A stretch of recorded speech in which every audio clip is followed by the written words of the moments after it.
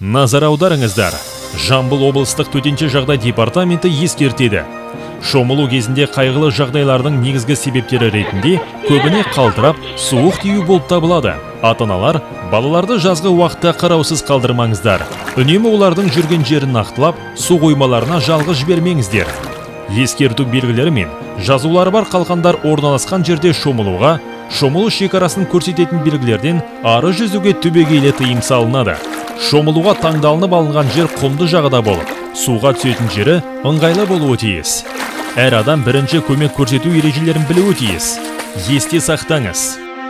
Жапа шеккенге тыныс алу тоқтаған соң 6 минуттан артық емес уақыт ішінде көмек көрсетуге болады. Суда абай болыңыз.